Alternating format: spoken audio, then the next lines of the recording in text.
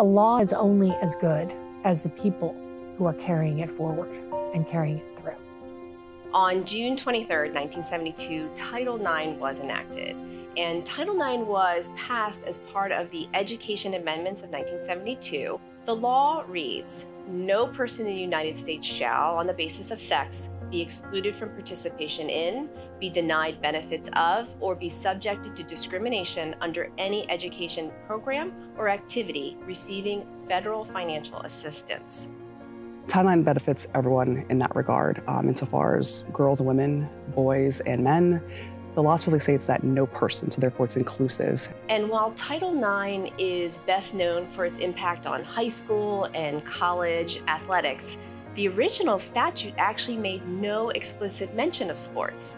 In order to ensure compliance with Title IX, programs, both male and females, must display no discrimination. So this applies to athletic participation numbers, scholarships, program budgets, expenditures, and even coaching salaries by gender.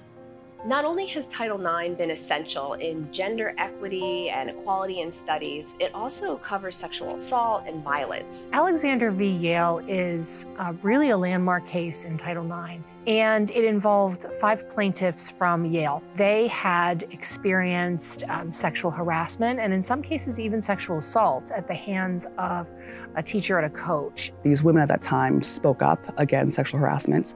They sued the school for essentially not having any kind of process. There was no mechanism at Yale to handle their complaints.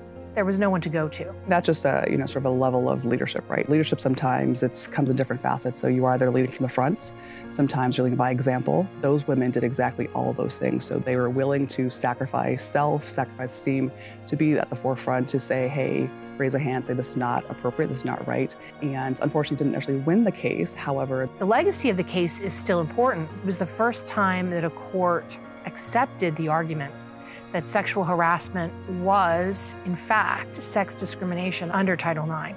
Equality in education required that they were not harassed, right? That they were not sexually assaulted on campus. And we're still dealing with these issues today. From that ruling, Yale put in place a process. Most colleges followed suit across the country, and really it was the precursor to the current Title IX coordinators that every campus has.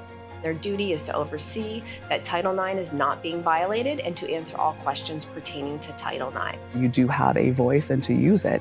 Sometimes that means alone, and hopefully more often it's in concert with other people, but it's important to speak up.